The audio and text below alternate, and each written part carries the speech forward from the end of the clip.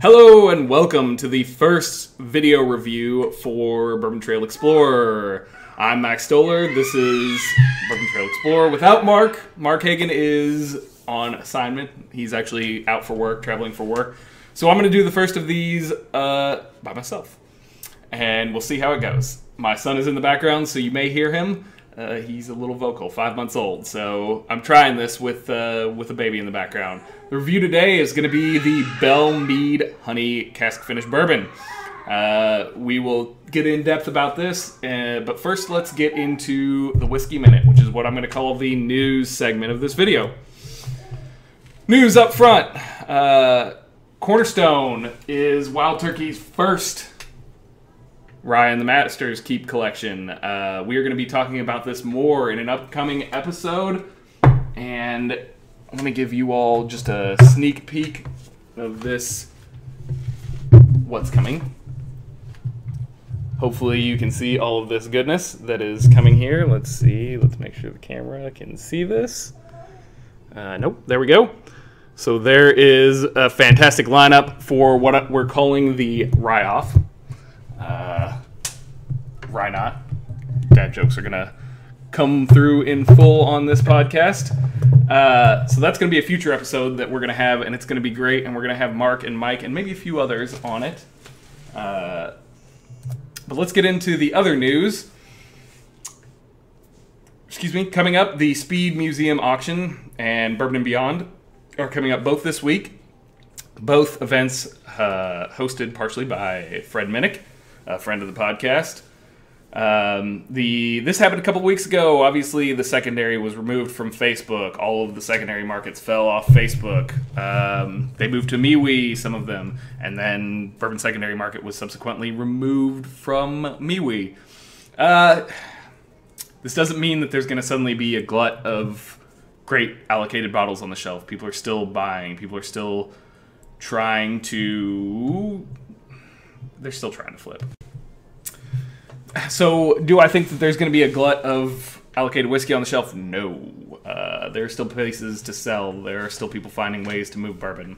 There are still new people coming into bourbon all the time. What it does remove, it removes our ability to see market values. It removes our ability to trade for bottles that we'd really want. I think in the end, it's actually more of a sad thing because it's still happening. Had all bourbon selling and trading gone and suddenly allocated bottles showed up on the shelf, different story.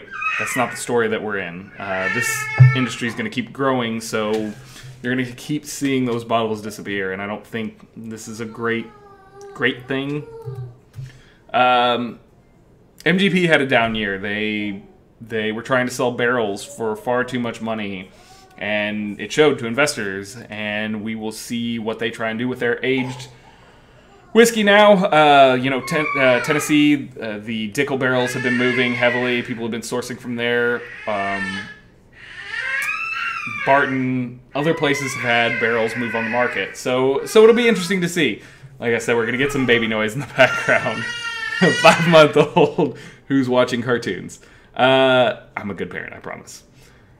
1910 is back on shelves. Old Forester 1910 came out last year. It was far and away sold gangbusters.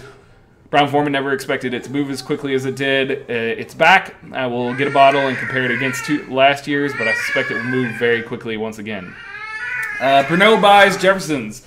Pernod recently bought Rabbit Hole. They have now bought Castle Brands, which is mostly Jefferson's. I don't know whether they were trying to acquire their sourcing capability or whether they wanted new distillate to go down or if they just wanted the name. We'll see. Jefferson's used to source from MGP. They've sourced from Barton. This is an old MGP distilled in Indiana. Louisville Bourbon Society pick. I don't know. I don't like a lot of their gimmicky products. I certainly don't care for Oceans. It'll be interesting to see what Pernod does with the brand. I suspect they regret selling Wild Turkey at this point. Lastly, Four Roses, limited edition. 21-year OBSV, 15-year OESK, 15-year OESV, 11-year OESV blend. They don't reveal the percentages. As you can see on this bottle, they don't. This is 2017. They don't They don't reveal the percentages. It would be nice for transparency, and I think if they put it on the bottle, they have to legally, but so goes it. And magic. Now my son is here. Had to pause it. He he decided he wanted to be part of this video. So new Four Roses limited edition. Those are always really high quality releases. A lot of that is still Jim Rutledge distilled. So we'll see if the quality changes over time. But those are always really great releases. They're kind of hard to beat in the limited edition world, where you never know what the quality is going to be like. Those are always consistently quality. Especially something like Al Young back there in the corner. Yeah, so that's really the big news right now. Like I said, the secondary market going away is kind of a bummer because it gave us a kind of a market for what prices were going to be, to see what demand was. If reviews came in bad, did demand go down, or did demand stay the same, or did it even rise? You know, would a bad review for a Van Winkle product make it less money? No. But it was great to see, and it also allowed us to see crazy things like this bottle going for $600 on the secondary. So let's talk about the review. Belle Meade's an interesting company. They're a distillery out of Nashville under the Nelson's Green Brier, named after a pre-prohibition distillery operated by Charles Nelson. While they do produce their own distillate, which I believe they've had at least one release of, Belle Meade's been their go-to label. It's kind of another in a long line of sourced aged spirits from MGP. You get things like Redemption, you get things like Joseph Magnus, you have so many brands that have sourced from them. But what they kind of do a little differently is they do interesting aged finishes, like sherry cask and cognac and Madeira and, well, this honey cask. They've also released their fair share of single barrels. They have batched line that's a cheaper line. They also have a 7 to 11 year fairly priced cask strength reserve, this guy. It's a blend that is delightful. We'll get to that review maybe at another time, because they are batches. So let's talk about this one, this $600 behemoth that I think is quite blown out of proportion, because there's almost no bourbon that's worth that, really. There's no whiskey that's really worth that in my eyes. This is the standard MGP mash bill, 75% corn, 21% rye, 4% malt. 8 to 11 years, according to them, finished in honey barrels, and they were chosen honey barrels. This is a 2018 release. There is a 2019 release. There were two in 2018. I don't recall the other ABV. This one is 113.6 or 56.8%. So let's get to the nosing. Right, bud? Let's get to the nosing.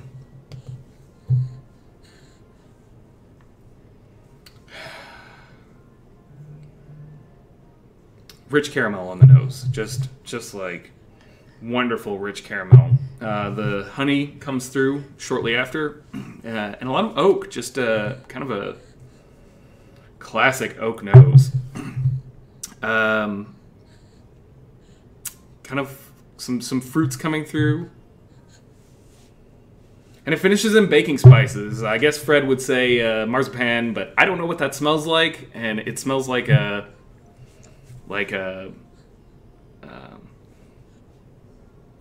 baking spices in your spice rack. Now, I will note, I let this sit for 20 minutes in a Glencairn. This is not my first sip of it. This is me coming to it after having tried it, let it sit, tried it. There's obviously a little bit missing. It was a heavier pour. I wanted to get myself kind of acquainted before I did my first video review. Yeah, that a little bit of leather even there. Man, that is a complex nose. That is a wonderful nose. It almost has Dusty's like quality to it, like your classic Dusty bourbons that you'd find. That's really good. That's a really interesting nose.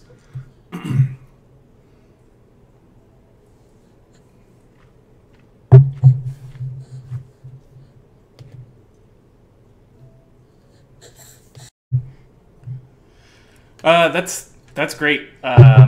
This is really interesting, really complex. It kind of opens with that classic MGP profile. A little oak, fruit, some tobacco. But that honey finish comes through. He agrees. You get honey and vanilla and caramel and cinnamon. There's a long lingering finish. Those sweet fruit notes come through. They follow and they finish with some of that baking spice that you got on the nose. This is a complex bourbon. It's really good. Yeah, I keep saying it's really good. It is really good. The finish is definitely well done here. It's not heavy-handed. That honey comes through. This has a very viscous, thick, oily mouthfeel. It's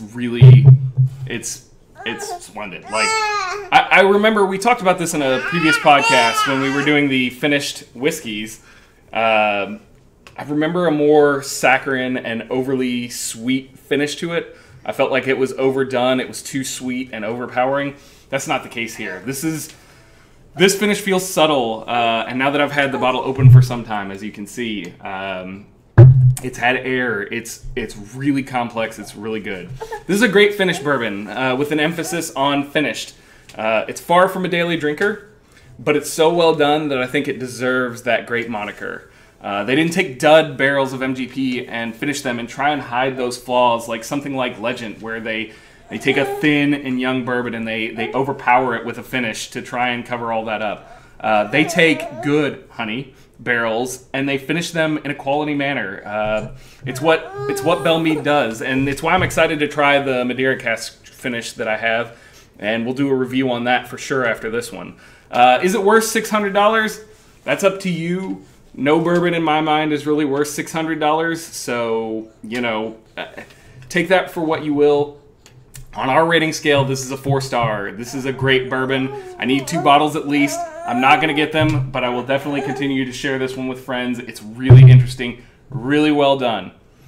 With that, thank you all for watching. This has been an interesting first episode. Say that. Say first episode, buddy, of Bourbon Trail Explorer.